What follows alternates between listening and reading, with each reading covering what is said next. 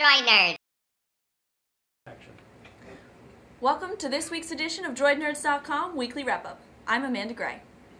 First off, let's talk about what is going on with the Motorola flip-out. We're supposed to get it over the weekend and come out on AT&T.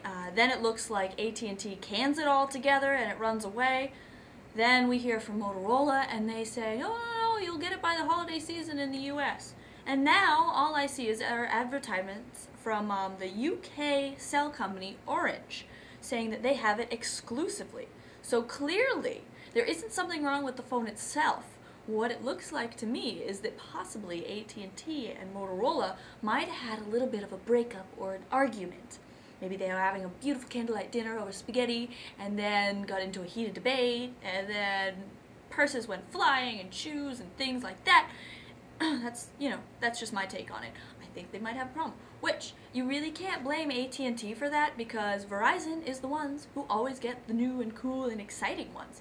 AT&T gets like the test models. Let's see if it flips out and stays there. Let's twist it this way and make it a little square. It's just, it seems a little skewed to me to give AT&T these like unique ideas, things. I don't really know what you call them. They're interesting. They are interesting. But they're not exactly the Droid lineup. But then again, I'm not a big fan of the Droid lineup either because I'm not a big robotical, mechanical look when you have something out like, oh, I don't know, the Galaxy line, which is sleek and sexy and pretty and, that's the type that I like. But maybe I'm biased. I don't know. I like pretty things. Let's see. What's Sprint doing these days? Oh, they rolled out WiMAX in Orlando this week. Very exciting for you tourists to the great Sunshine State. When you go to your new amusement parks, you can wait in your long line and have videos on super fast 4G networks if you have an Evo or an Epic. Stipulations. And Sprint, of course, because if you have one of those phones and you unlock it and do that, but that wouldn't really work either way. Anyways, what else are they doing? Oh, they rolled out with an app challenge, which has some sick prizes. If you haven't seen the prize list, you really should check it out if you are at all interested or working on applications for the Android market, because you could get $50,000 in cash. Who doesn't want that? I mean, let's be honest. Who doesn't want that? And they are also giving out Evo with a year-long subscription of service and a couple other like cool learn things about app things stuff, so that's kind of neat. So there's not just stipulations. You don't just like get the cash and the phone and say go on your way. You actually have to work for it as well. I guess that's not the worst thing in the world though. And there's 5 categories and a winner for each, so your odds just increase. It's not just going to be one person who wins this. There's actually going to be 5 of y'all that are going to win this. So if you're into it at all, go check it out. It's worth putting it in and doing your 20 minutes of your idea and whatnot, because you weren't doing anything else anyways, so you might as well try to win yourself $50,000 cash. Just saying. Let's see. Google announced that they are going to be able to edit with their document service on the phones, which is pretty awesome. Just used to be able to do only viewing on them. Now you can edit them.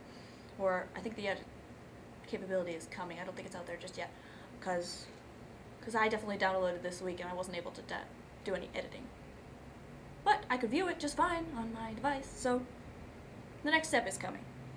Adobe also fixed some security problems this week with the Flash player, which is good news because if you want it on your phone and you want it to work properly, Adobe fixed it.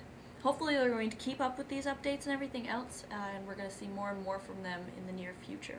Very excited about that. Updates. Speaking of updates, many of the devices this week got updates as well. The most notable and exciting, in my opinion, would be the Droid X getting Froyo. Yummy. The Captivate got some minor software updates, including improving to the GPS function, which has been a little off and not necessarily the most reliable, so hopefully this update is going to make a difference. The Fascinate got an update as well, and the LG Ally did. I think that's how I say it. Regardless, it's an LG, I'm not a big fan. Just the most notable on that is to improve battery life, which is good.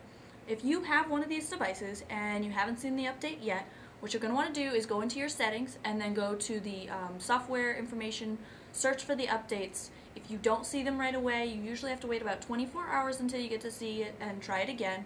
But just keep trying because you should be able to get them soon if they don't push them to you right away. Dell is doing some exciting things, hopefully, in theory. The CEO, Michael Dell himself, was at a press conference, I believe, and flashed out a cute little 7-inch tablet alluding to something that we were all kind of suspicious of before.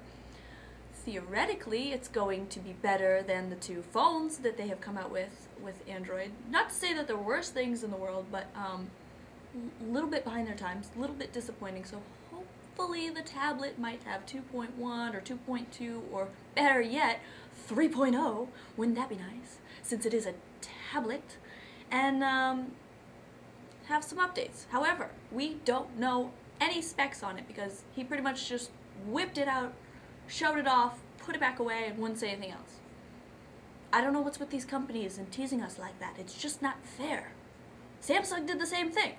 First, if you have read from, about a month ago, I think I reported about the fact that Samsung was looking at having a 7-inch or possibly a 10-inch Samsung Galaxy S tablet. And then the 10-inch kind of disappeared from the news scene, and all we were hearing about was the 7.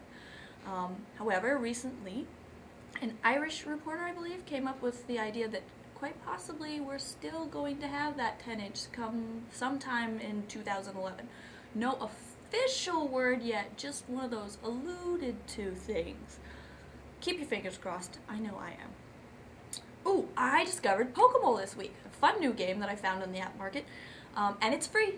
You know how much I love free things, so that was fantastic. If you've ever been to the amusement park and played the Whack-A-Mole game, which if you haven't, then we need to work on that for you. You really should get off this computer and go to an amusement park. Come on now. Go do something productive. Well, I don't know if you'd call that productive, but it's entertaining nonetheless. And this game is fantastic. It's got this cute little music that plays in the background. It's very addictive. It should hold you over until Angry Birds comes out, because I know all of you are waiting for that, as am I. And guys, if it gets other girls as excited as, or entertained as much as I'm excited about this, then you might want to try just using it as not necessarily a pickup line, but maybe more or less like an icebreaker. Just try it out. See how it works out for you. Because they're definitely going to enjoy it, they'll remember it, and they'll pay attention, at least to the game and your phone, so, that's a start.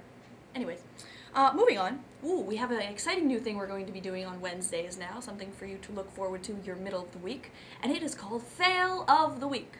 I would like to call it Epic Fail of the Week this week, because really, once you've grasped this concept, which takes a little bit to understand, I do realize that, I think you'll agree with me. Now, what is it? It's MySpace. MySpace, you really probably should have thought this one through before running ahead with it.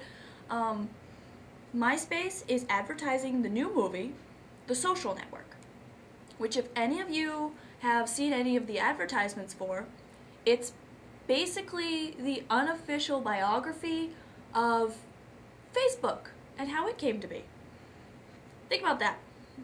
MySpace, the #1 competitor who was out, by all technicality as I recall, before Facebook, is advertising the biography of Facebook.